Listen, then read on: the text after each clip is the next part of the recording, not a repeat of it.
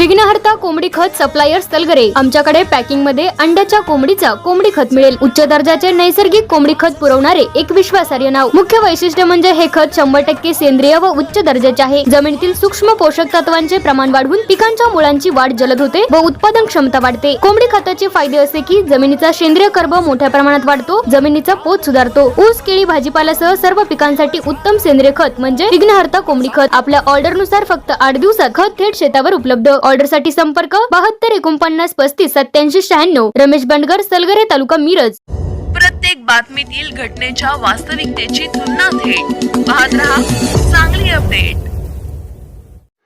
मिरज तालुक्यातील कळंबी येथे बिबट्याचे अस्तित्व आढळून आल्यानंतर मंगळवारी वन विभागाचे आरएफओ सर्जेराव सोनवडेकर यांच्यासह वन विभागाच्या अधिकारी व कर्मचाऱ्यांनी घटनास्थळी पाहणी केली। बिबट्या आढळून आलेल्या ठिकाणी त्यांनी भेट दिली। आजूबाजूच्या वस्तीवरील नागरिकांना सतर्कतेबाबत मार्गदर्शन केले। या परिसरात वन विभागाच्या कर्मचाऱ्यांची गस्त सुरू करण्यात आली आहे। 2 दिवसांपासून रेस्क्यू टीम या ठिकाणी भेट देत आहे। बिबट्याच्या शोधासाठी या ठिकाणी कॅमेरा ट्रॅप लावण्यात आले असल्याचे आरएफओ सोनवडेकर यांनी सांगितले। मिरज तालुक्यातील कांचनपूर व कळंबी या भागात ग्रामस्थांना बिबट्या दिसला आहे। याबाबत वन विभागाला माहिती दिल्यानंतर पाहणी करण्यात आली। कळंबीत बिबट्याच्या पायाचे ठसे आढळून आल्याने येथे बिबट्याचा वावर असल्याचे स्पष्ट झाले।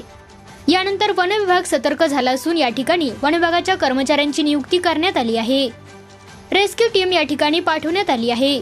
तसेच रात्रीच्या वेळी वन विभागाचे कर्मचारी गस्त घालत आहे।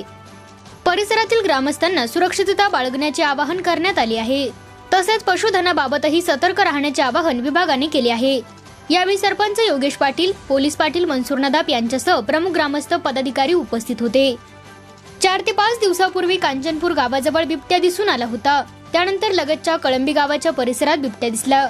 वन विभागाने या ठिकाणी पाहणी केल्यानंतर बिबट्याच्या पायाचे ठसे आढळून आले आहेत।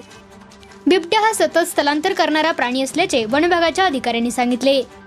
कळंबी येथून बिबट्याच्या स्थलांतराची दिशा पुन्हा कांचनपूरकडे असल्याचे प्राथमिक माहितीतून समोर आली आहे।